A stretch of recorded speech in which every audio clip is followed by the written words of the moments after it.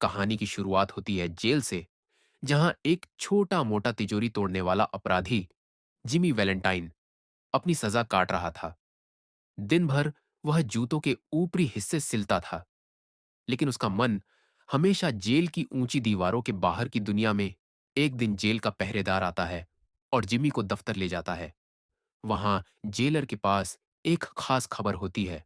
भटकता रहता जिमी को लगता था कि उसकी सजा केवल 3 महीने की होगी, लेकिन हकीकत में उसने 10 महीने से ज्यादा जेल में गुजार दिए थे। अगली सुबह ठीक 7:15 बजे जिमी जेल के दरवाजे के बाहर खड़ा था। उसने पहने थे राज्य की ओर से दिए गए कपड़े, एक सूट और जूते जो बिल्कुल भी उसके लिए आरामदायक नहीं थे।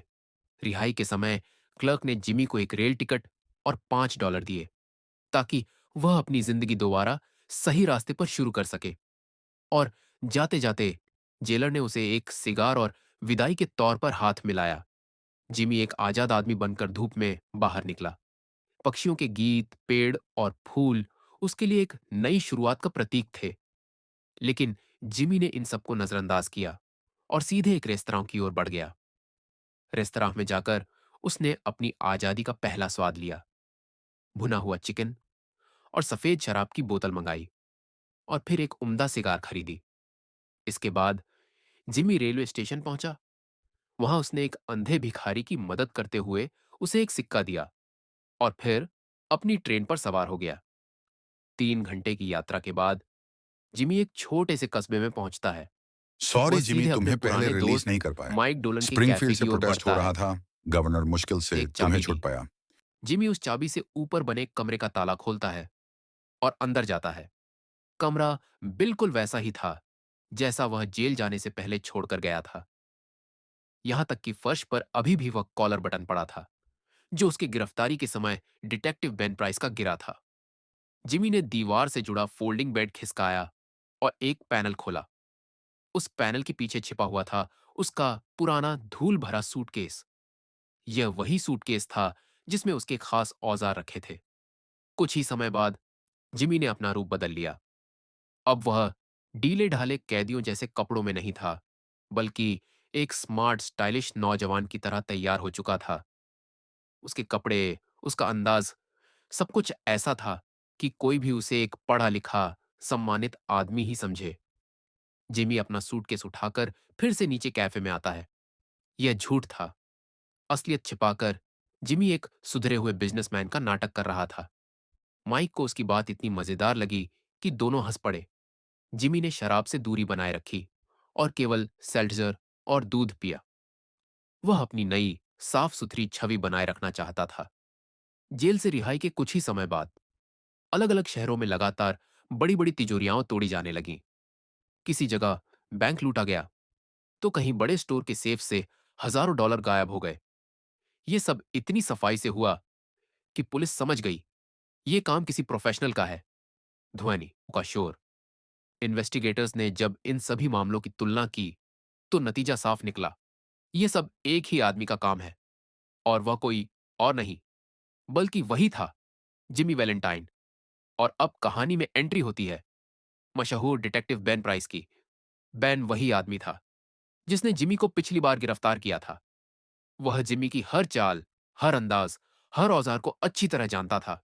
बेन प्राइस ने चुपचाप सुराग बटोरे और जिमी के पीछे पीछे उसकी अगली चाल का इंतजार करने लगा। अब यह सिर्फ समय की बात थी कि दोनों आमने सामने हों। जिमी वैलेंटाइन अब एक नए कस्बे में पहुंचा, एल्मोर, आर्कनसस। हाथ में सूटकेस और बदला हुआ रूप, वह अब किसी स्मार्ट कॉलेज लड़के जैसा लग रहा था। कोई उसे देखकर कभी सोच भी नहीं सकता था कि यह वही पुराना सेफ क्रैकर है।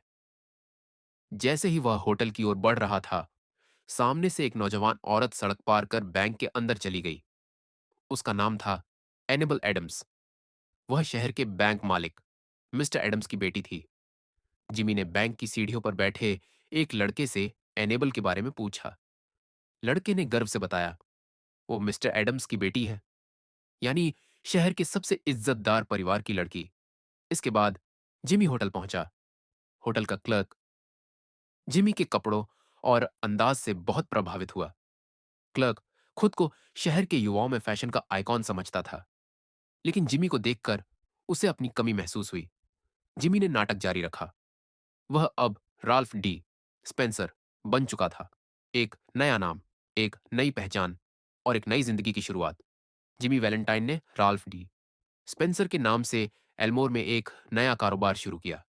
एक शानदार शू स्टोर जो देखते ही देखते पूरे शहर में मशहूर हो गया। धीरे धीरे जिमी एनेबल के परिवार के करीब आने लगा। उसके पिता मिस्टर एडम्स उसकी ईमानदारी और मेहनत से प्रभावित हुए, और एनेबल की बहन और उसके बच्चे भी जिमी को अपने परिवार का हिस्सा मानने लगे। जिमी जानता था कि उसका अतीत हमेशा उसका पीछा करता रहेगा। इसीलिए उसने अपने पुराने दोस्त को एक लेटर लिखा। डियर बिली, मुझे लगता है अब बर्गलरी टूल्स की जरूरत नहीं है। मैं अपनी नई जिंदगी शुरू कर चुका हूं। अगली सुबह एनाबेल, उसकी मैरिड सिस्टर, दो छोटी बच्चियां और मिस्टर एडम्स बैंक आए। सब खुश थे। हंसी खुशी बैंक के अंदर चले गए। उन्हें जरा भी अंदाजा नहीं था कि आज कुछ ऐसा होने वाला है जो जिमी की असली पहचान सामने ला देगा।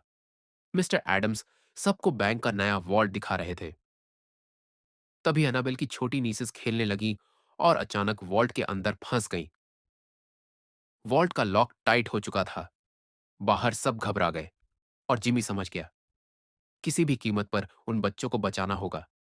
यह जिमी की जिंदगी का सबसे मुश्किल पल था।